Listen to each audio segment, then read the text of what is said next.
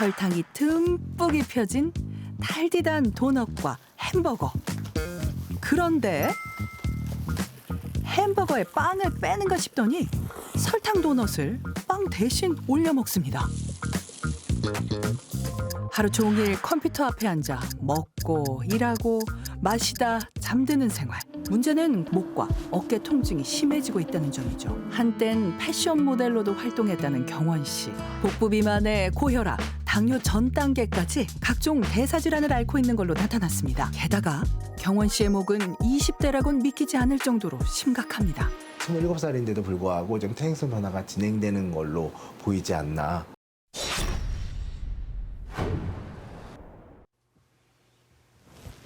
올해 27살의 김경원 씨는 눈을 뜨자마자 컴퓨터 앞으로 향합니다. 일단 프리랜서 PD로 일을 하고 있고요. 편집이랑 프로그램 기획, 전반적인 제작 보조까지도 업무를 맡아서 하고 있습니다. 게임 방송의 프리랜서 PD인 경원 씨는 녹화가 있는 날을 제외하곤 대부분 집에서 일을 합니다. 일단 의자에서 근무하거나 생활하는 시간이 하루에 보통 대략 잡아 16시간에서 20시간 정도 되고 있고요. 근무 시간 외에 취미 시간 중에 거의 90%는 게임만 하는 것 같고요. 문제는 컴퓨터 앞에 앉아 있는 시간이 늘어나면서 목과 어깨 통증이 심해지고 있다는 점이죠.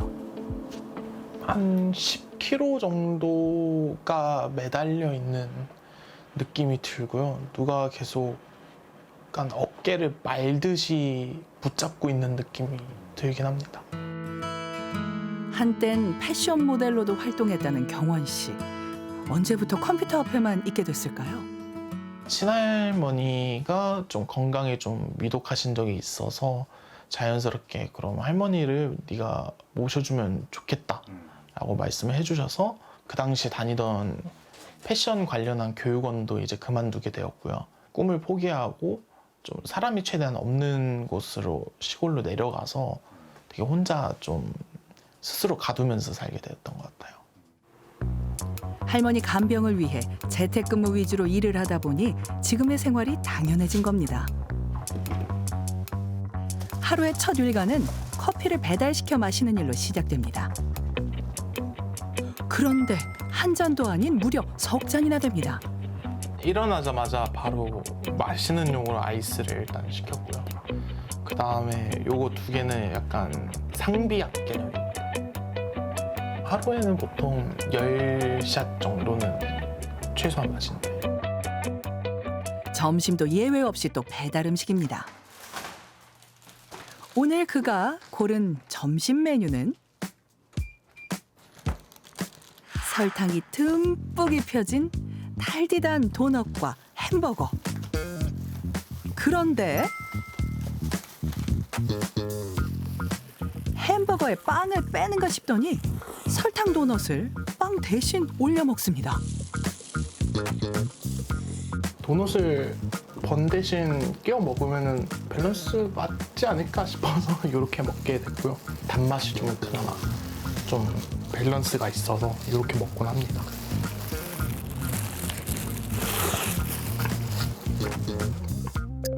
하루 종일 컴퓨터 앞에 앉아 먹고 일하고 마시다 잠드는 생활. 그의 건강이 걱정되는데요. 혈액 검사와 골밀도를 측정할 수 있는 덱사 검사 등을 진행했습니다. 그 결과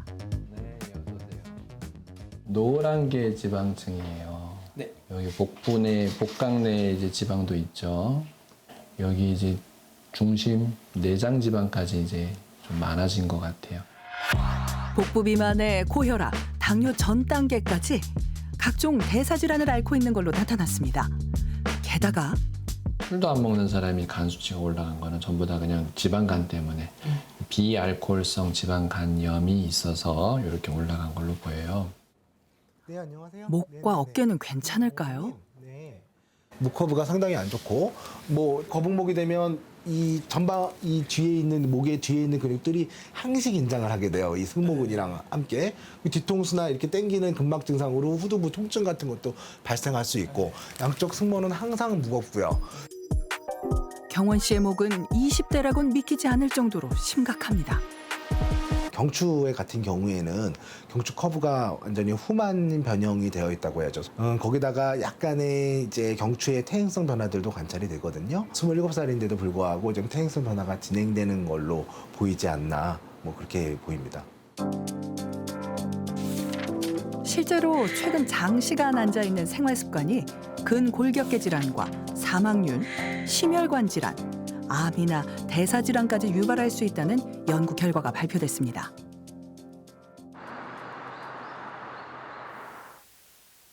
곧 칠순인 김미자 씨는 하지정맥 수술을 앞두고 있습니다. 지가 자주 많이 내려요. 지가 내리다 보면 막 이게 있잖아. 그게 막 좀 진짜 이게 막 쓰러질 것 같이 있잖아요. 이게 아파요 진짜 많이. 김밥 장사를 하면서 매일 100개 이상의 김밥을 포장했다는 미자 씨. 최근엔 뒤늦게 공부를 시작하며 앉아있는 시간은 더 늘었다고 합니다. 안 자고 할 때도 많았어요. 우리는 김밥 장사하다 보니까 주문이 있잖아. 막 몇백 개씩 들어올 때가 있고.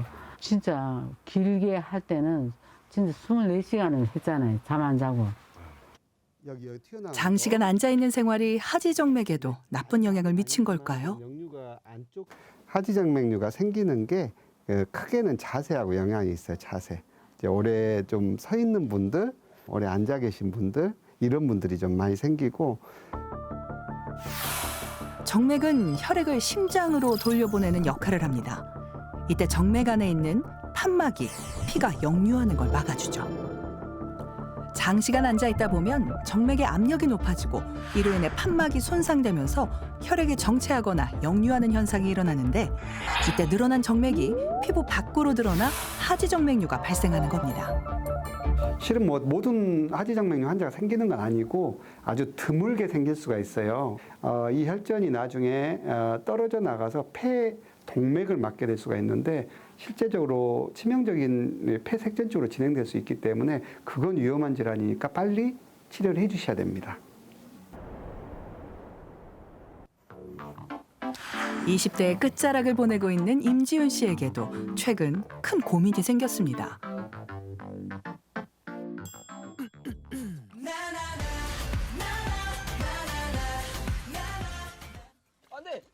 지훈 씨의 직업은 게임 방송을 주로 하는 게임 크리에이터입니다.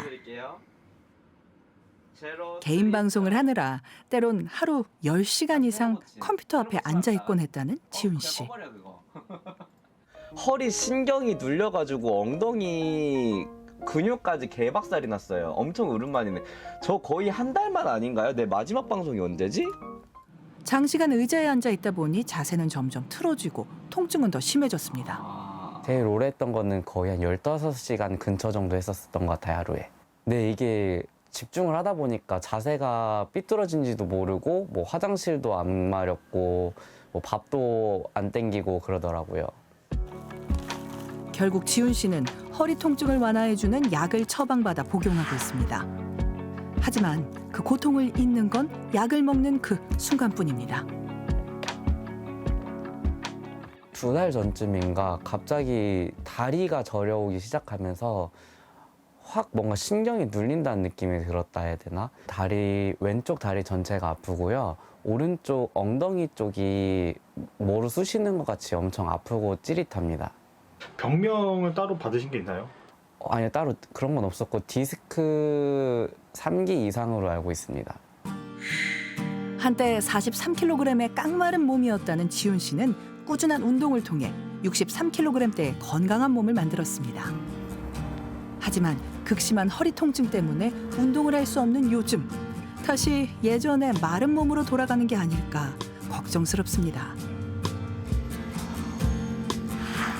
최근에는 걷기만 해도 허리부터 엉덩이, 다리까지 저리고 아파온다는데요. 그래도 몸을 조금씩 움직이면 나아질까 싶어 오랜만에 다시 헬스장을 찾았습니다.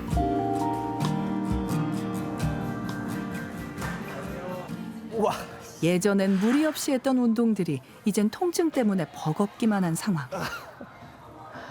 너무 아파요. 못하겠다.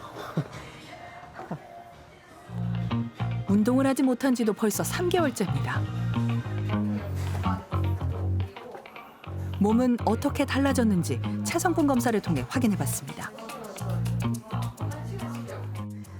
충격적이네요. 체지방률이 확 올랐고 근육량이 너무 많이 떨어졌는데요. 근육량이 2kg 정도 줄어든 대신 체지방량이 그만큼 늘어났습니다. 지훈 씨는 최근 들어 통증이 더욱 심해진 게 이 망가진 의자 때문이라고 생각합니다.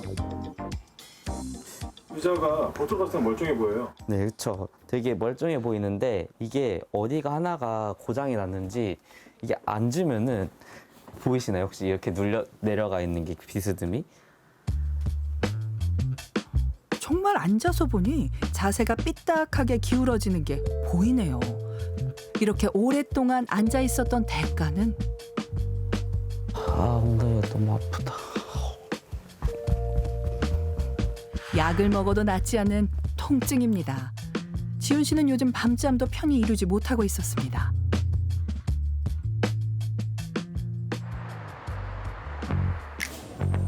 지훈 씨의 현재 허리 상태는 어떨까요?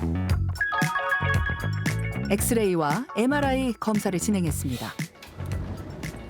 네, 인재님 오셨어요? 네.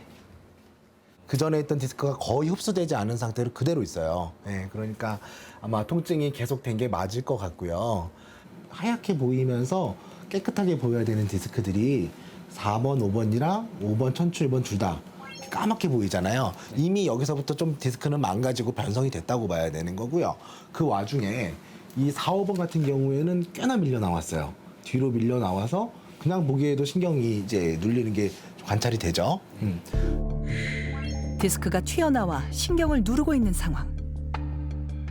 결국 지훈 씨는 디스크 제거 수술을 받기로 했습니다. 지금 디스크 터져 나온 거를 그저 제거하는 정도의 수술이지 다시 아프기 전으로 돌리는 건 아니거든요. 한번 퇴행성 변화가 생긴 디스크는 다시 예전으로 돌아오지 않아요. 절대. 그 상태에서 뭐 또 똑같은 생활 패턴으로 생활하는 경우에 얼마든지 오히려 더 확률 높게 망가질 수 있죠. 그렇다면 우리는 하루에 얼마나 긴 시간을 의자에 앉아 보내는 걸까요? 평소에 그러면 앉아있는 시간이 대충 몇 시간 정도라고 생각하십니까? 한 8시간 정도는 앉아 있는 것 같습니다. 하는 거에 따라 다르긴 한데 그래도 한 5시간, 6시간? 액티그래프라는 장비인데 이제 실시간으로 신체 활동량을 측정할 수 있는 장비입니다. 육아휴직을 하고 아이들을 돌보며 전업 투자자로 활동하고 있는 변환수 씨. 8시간 정도 앉아 있을 거라 예상했던 환수 씨는 하루 평균 9시간을 앉아 있었던 걸로 확인됐습니다.